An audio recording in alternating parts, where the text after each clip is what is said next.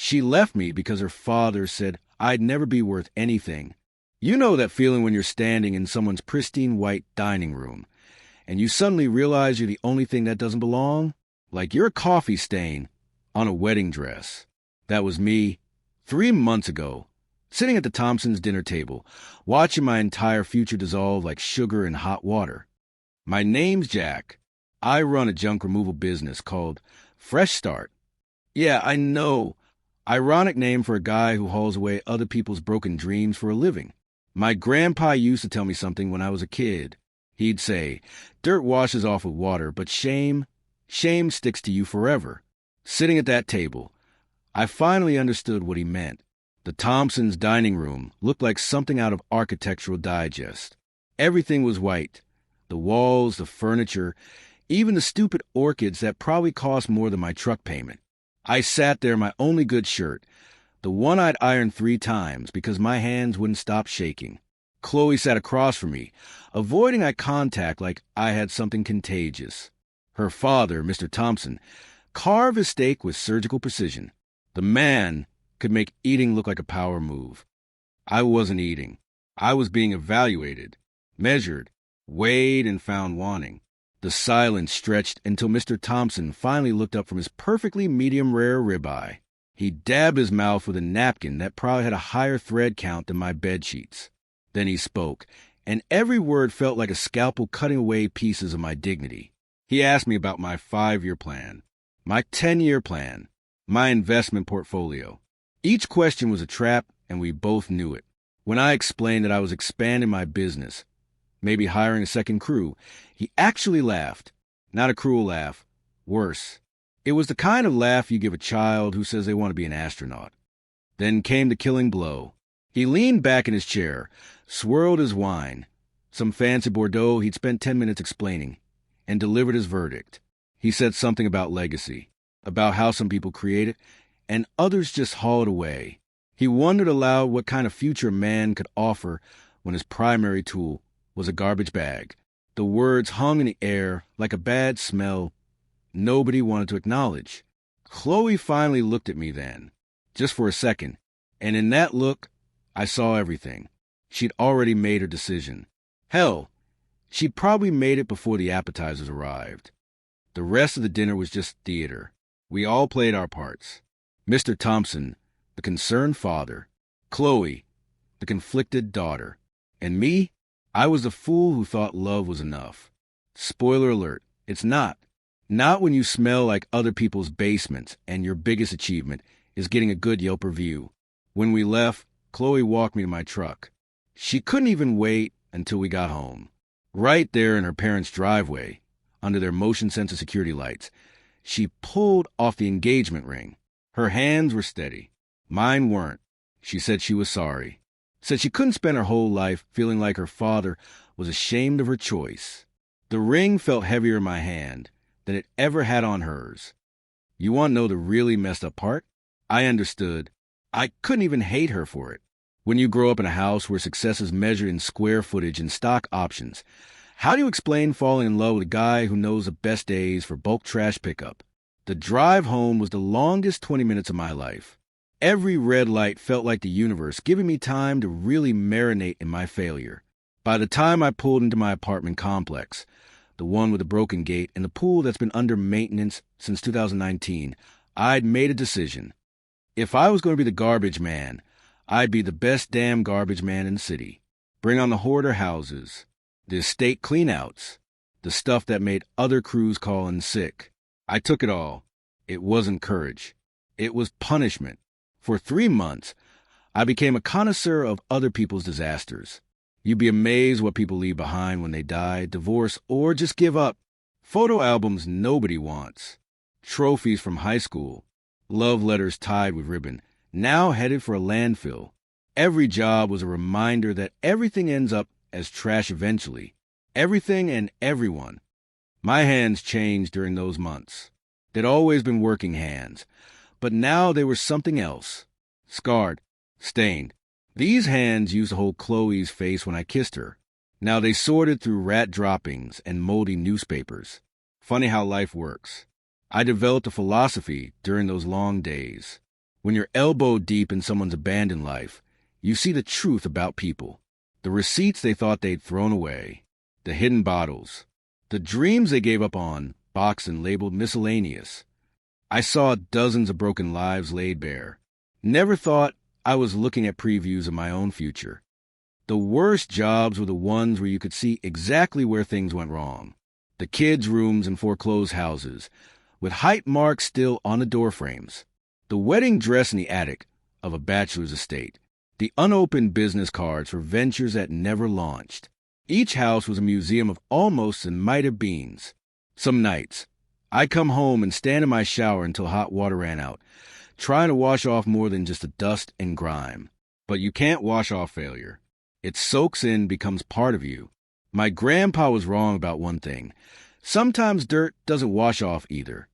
Then came the Tuesday that changed everything, though I didn't know it at the time.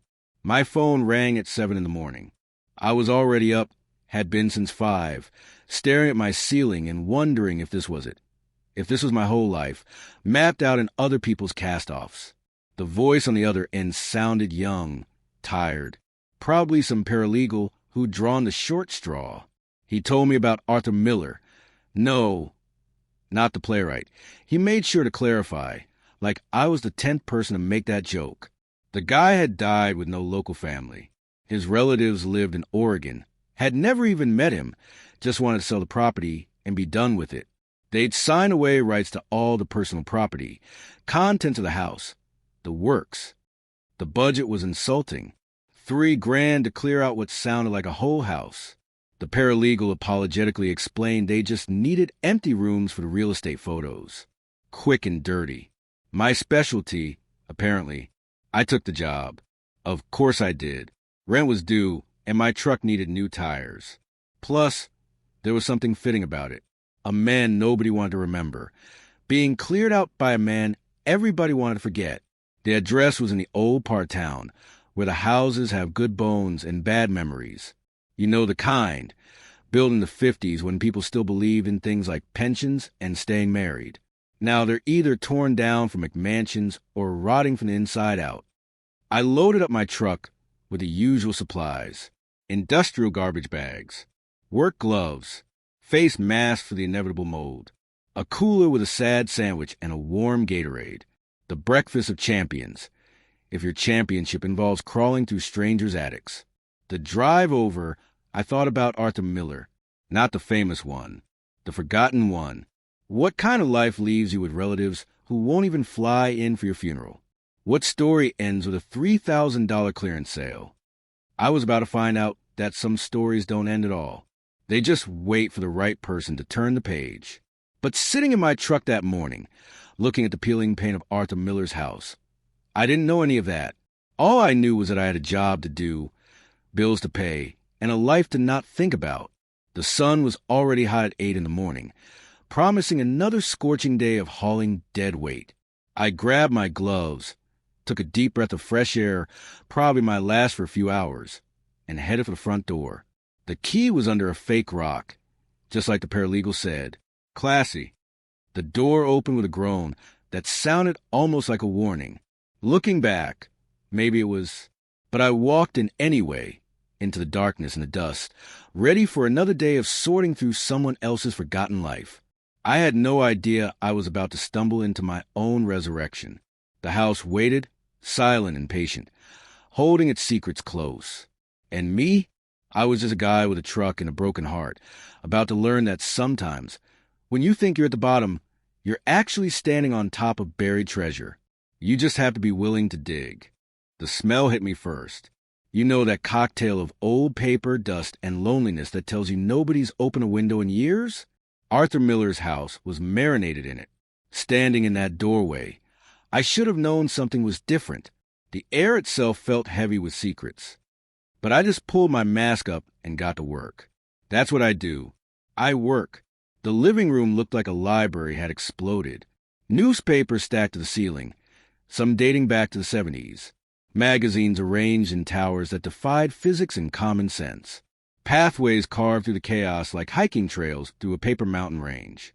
I'd seen hoarder houses before, but this was different. This wasn't random accumulation. This was deliberate. Organized chaos. Every hoarder has a system. Most people don't get that. They see the mess and think it's all garbage. But there's always a logic to it. Arthur's logic was chronological. Everything was dated, labeled, sorted by year. The man had basically built a three-dimensional timeline of the past 50 years out of print media. I started with the easy stuff. Recent newspapers went into bags. Magazines from the last decade. Recycling. But as I worked deeper into the stacks, heading backward through time, I started finding things that made me pause. A complete set of Life magazines from the moon landing. Original newspapers from when Kennedy was shot. This wasn't hoarding. This was archiving. The kitchen was worse, or better, depending on how you look at it. Vintage appliances still in their boxes. A KitchenAid mixer from the 60s, never opened. A complete set of Pyrex dishes, in colors they don't make anymore. Everything pristine, like a department store that had been frozen in time. By noon, I was sweating through my shirt and questioning my life choices. The paralegal hadn't mentioned the house was a damn time capsule. $3,000 was starting to feel like even more of an insult. That's when I decided to check the basement. Rule number 1 of estate cleanouts: always check the basement last. That's where the weird stuff lives. The stuff people hide. The stuff that makes you question what kind of person you're cleaning up after. But I was already neck deep in weird, so why not? The basement stairs creaked like they were auditioning for a horror movie.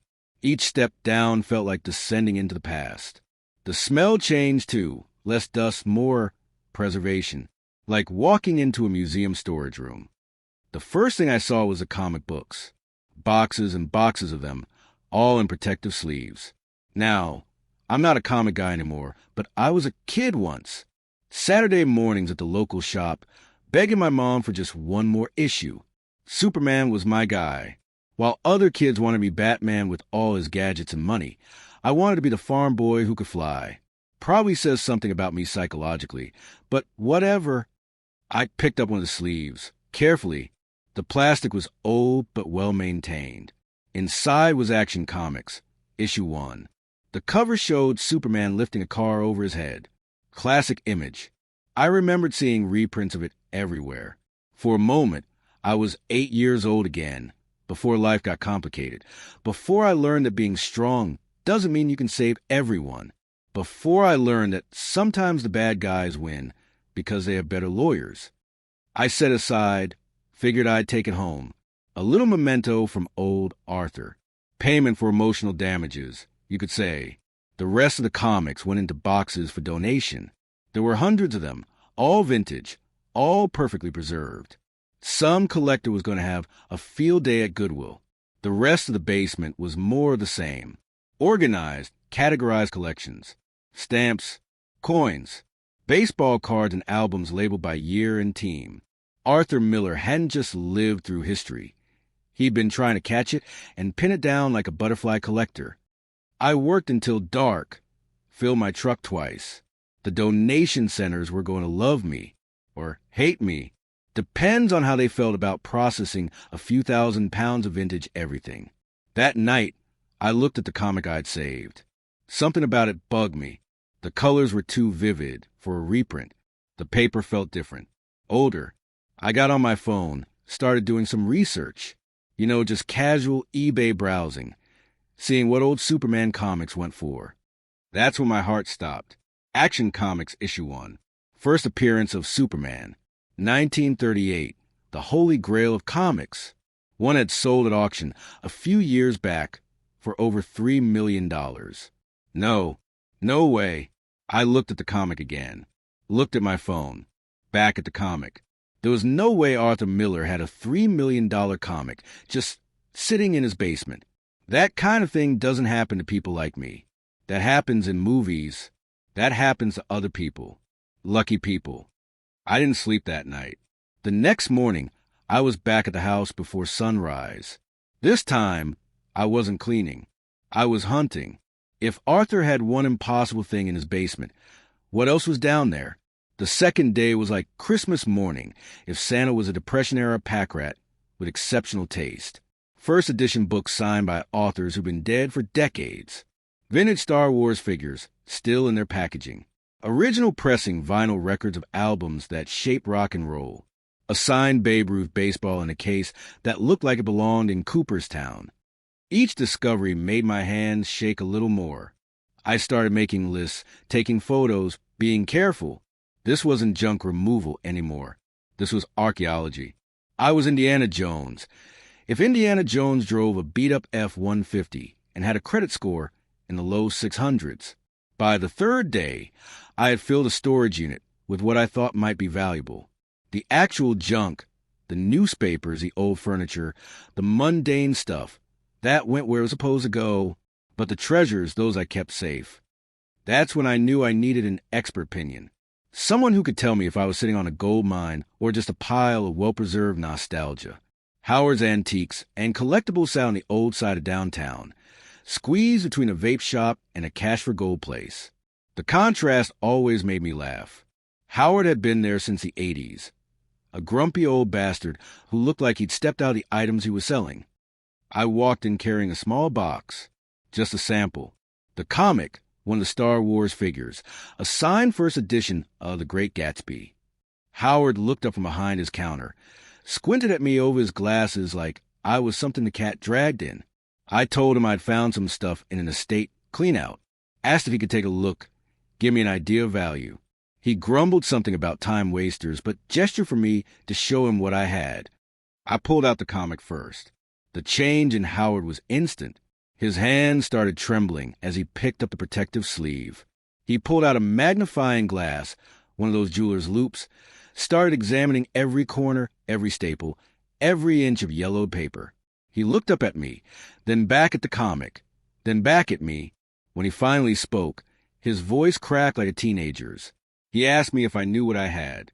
I played dumb, said it looked like an old Superman comic. Howard actually laughed. Then he asked a question that changed everything. He wanted to know if I had the paperwork for the estate, if everything was legal, if the family had signed away rights to the contents. I pulled out the contract, showed him the clause. Clear as day. All content of the house, surrender of all claims, authorized for disposal or donation at the contractor's discretion. The most beautiful legal language I'd ever read. Howard set the comic down like it was made of plutonium, told me I needed to sit down. Then he explained what I had. Not just a valuable comic. The valuable comic. The one every collector dreams about. The action comics, one that launched an entire industry. In the condition mine was in, we were talking millions. Plural. Then I showed him the other stuff.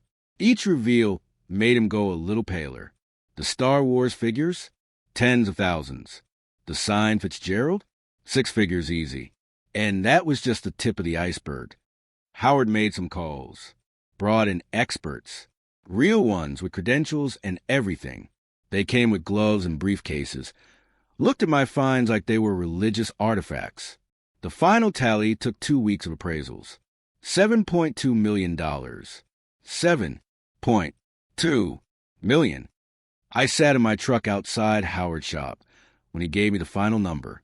I couldn't process it. My brain kept trying to add a decimal point somewhere, make it make sense. 72,000, maybe. That would be life-changing but believable. But 7 million? I laughed. Then I cried. Then I laughed again. I probably looked insane, sitting in my rusty truck, having a complete breakdown in a parking lot. A guy walking his dog actually stopped to ask if I was okay. I just nodded, couldn't form words. $7 million. From a $3,000 job nobody else wanted.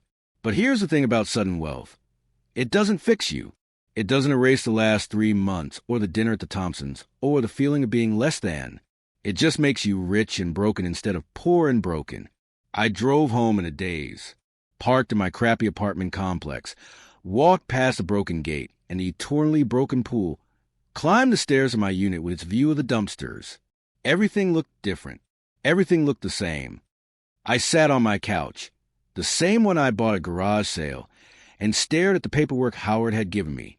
Contact information for auction houses, authentication certificates, insurance recommendations. A whole new world of problems I never thought I'd have.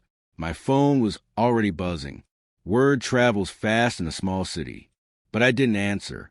I just sat there, holding a comic book worth more than most people's houses, wondering what the hell I was supposed to do now. Arthur Miller had spent his whole life collecting treasures and hiding them away. He died alone, with relatives who didn't even know what he had. Was that winning or losing? Was I any different, sitting alone in my apartment with millions in a storage unit? The money hadn't made me happy. Not yet. It had just made me terrified. Terrified of screwing it up. Terrified of becoming someone I wouldn't recognize. Terrified that maybe the Thompsons would suddenly find me acceptable and how much I might hate that. But mostly, I was terrified of what came next. Because when you go from 0 to 7 million overnight, you become a different story. And I had no idea how that story was supposed to go. All I knew was that Arthur Miller, the forgotten man with no local family, had just changed my life forever. And somewhere in whatever comes after this life, I hope he knows that his treasures didn't end up in a landfill. They ended up with someone who understood what it meant to be overlooked, undervalued, and discarded. Someone who was about to learn that money changes everything. And nothing at all. Money makes noise. Even when you try to keep it quiet, it screams. Within a week of the appraisals, everyone knew. The garbage man who struck gold. The janitor who became a millionaire. Every variation of the story got wilder, like a game of telephone played by people who desperately wanted to believe in miracles. Local news picked it up first. From trash to treasure, local man finds fortune in estate sale. The story went viral, not worldwide viral, but enough that I couldn't get gas without someone recognizing me. Suddenly, I was interesting. The same people who used to look through me at the grocery store now wanted to shake my hand. Funny thing about money, it's like corrective surgery for everyone else's vision. They can suddenly see you perfectly. My phone became a nightmare. High school friends I hadn't heard from in a decade suddenly remembered we were best buds. Distant cousins materialized from the genetic woodwork. Everyone had a business proposition, an investment opportunity, a sob story. Delete, delete, delete. But the real predators? They came in person. Chloe showed up on a Thursday evening, 3 weeks after the news broke. I was eating Chinese takeout straight from the container, watching Netflix in my boxers, living the millionaire dream. The knock was soft, hesitant. I knew it was her before I even looked through the peephole. Some part of you always knows when your past comes knocking. She looked perfect. Of course she did. Hair done, makeup flawless, wearing the dress I bought her for her birthday 2 years ago. The one she said made her feel beautiful. Nice touch. She was crying before I even opened the door fully. Real tears, too, not the fake kind. Chloe had always been a good crier. Said she'd made a terrible mistake. Said her father had pressured her. Said she'd never stop loving me. For just a second, one pathetic second, the ghost of who I used to be stirred inside me. The guy who would have died for this woman. The guy who thought love conquered all. But then I looked in her eyes, really looked, and saw the calculation behind the tears. She wasn't looking at me. She was looking at $7.2 million with my face attached to it. I didn't say a word. Just stepped back and closed the door. Gently. The same way she closed the door on us 3 months ago. She knocked for another 5 minutes. Pleaded. Apologized. Promised. Then finally, silence. Through the window, I watched her walk back to her car, a new BMW. I noticed, guessed Daddy had upgraded her ride.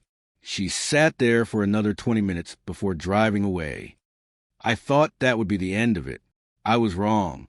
Mr. Thompson showed up 2 days later. No pretense this time. No dinner invitation. Just him, his expensive suit, and his shark smile. He walked into my apartment like he owned it, which told me everything I needed to know about why he was there. He sat on my second-hand couch without being invited, looked around at my humble dwelling with theatrical disappointment, started talking about legal complexities, about how estate laws were tricky, about how he'd been doing research, and found some very interesting precedents. Turns out, according to him, there might be distant relatives of Arthur Miller who could claim they weren't properly notified. Paperwork could be challenged. Courts could get involved. These things could drag on for years, eat up the entire fortune in legal fees. Unless, of course, we could come to an understanding. 30%. That was his number. 30% to make any potential problems disappear. A finder's fee, he called it, for finding a solution to a problem that didn't exist yet, but definitely would if I didn't play ball. I sat there, letting him talk, and remembered something my grandpa used to say. When someone shows you who they are, believe them the first time. Thompson was showing me exactly who he was. A parasite in a $3,000 suit. My phone was in my pocket. One tap, and it was recording. State law says only one party needs to know a conversation is being recorded. Thank God for one-party consent states. I played dumb, acted scared, overwhelmed. Asked him to explain it again, slower, so I could understand. He ate it up, went into more detail about his connections, his influence, how he could destroy me with one phone call to the right judge. Every word another nail in his coffin. When he finally finished his threats dressed as friendly advice, I nodded like a beaten dog, told him I needed time to think, suggested we meet tomorrow to finalize everything.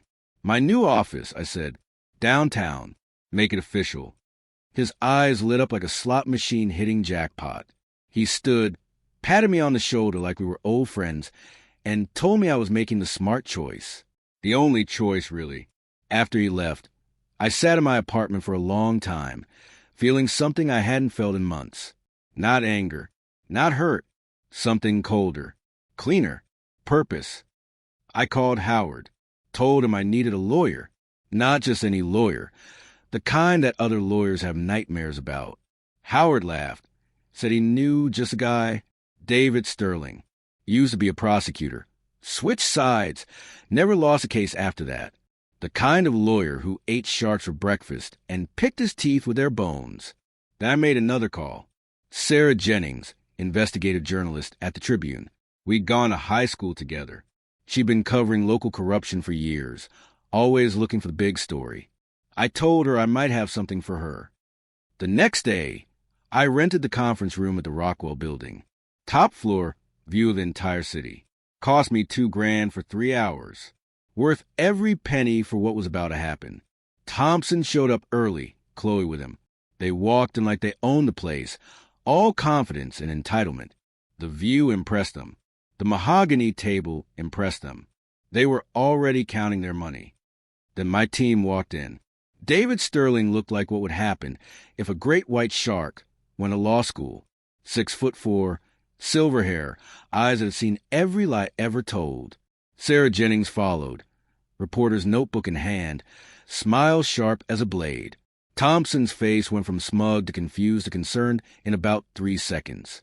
A new personal record. I didn't waste time with pleasantries. Just pulled out my phone, hit play.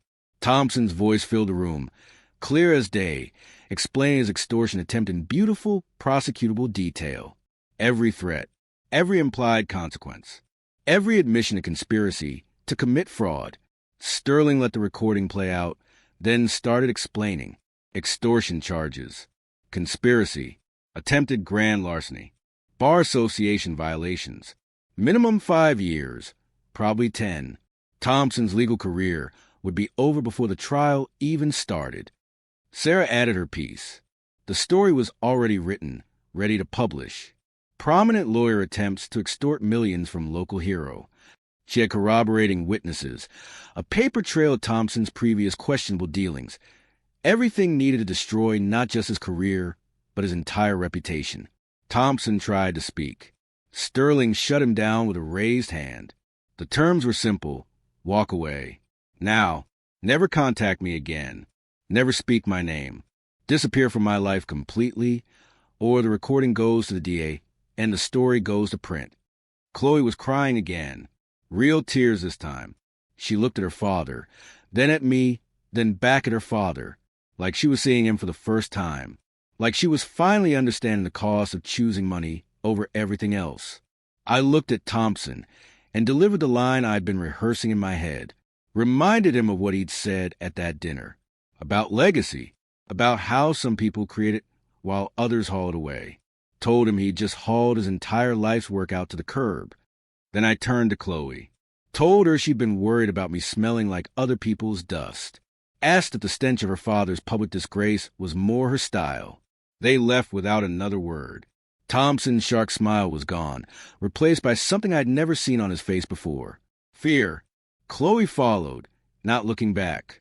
The door closed with a soft click that sounded like the end of a chapter. Sterling and Sarah stayed for coffee. We sat in that expensive conference room, looking out at the city, and they refused to let me pay them. Sarah said the story Thompson would never know she wouldn't publish was payment enough. Sterling said watching a bully crumble was worth more than his hourly rate. That's when I knew what I wanted to do with the money. 6 months later, I stood in a transformed warehouse on the east side. The Fresh Start Foundation banner hung across the entrance. We just finished our first fundraising gala. Amazing what people will pay for a chance to own a piece of history, especially when that history is Action Comics #1. $3 million. That's what it went for at auction, half the estimated value. But I didn't care. The money was going to kids from working families, scholarships, trade school programs, second chances for people who never got first ones. The woman who'd organized the gala found me on the balcony afterward, looking out at the city lights. Elena, her name was, art manager Howard had recommended. She had that look people get when they're trying to understand something that doesn't quite fit their worldview. She mentioned the comic, how I'd sold it for half its worth just to help others. Called it incredible. I told her something I'd learned during those months of sorting through other people's lives. Everything has a price, but only a few things have actual value. She smiled at that. A real smile, not the calculated kind I'd gotten used to seeing. Asked if I wanted to grab actual coffee, not the fancy stuff from the gala. Maybe discuss the foundation's next event. Maybe just talk. We walked out together into the cool night air. The city looked different from the east side. Rougher, more honest, more like home. Behind us, the warehouse blazed with light and laughter. Kids from a neighborhood pressed against the windows, watching the fancy people in their fancy clothes, not knowing yet that this place was being built for them, that someone who'd been dismissed and discarded had decided they deserved better. I thought about Arthur Miller, alone in his house full of treasures. About Chloe, trapped in her father's shadow. About Thompson, probably in his office right now, wondering when the other shoe would drop. About myself 3 months ago, thinking I'd lost everything. Turns out I'd been right about one thing back then. Everything does end up as trash eventually. But sometimes, if you're really lucky, you find treasure in what other people throw away. And sometimes, if you're even luckier, you learn that the real treasure isn't what you find. It's what you choose to do with it. Elena asked what I was thinking about. I told her I was thinking about value. Real value. The kind you can't put a price tag on. She said that sounded like a story worth hearing. I agreed. We had all the time in the world to tell it.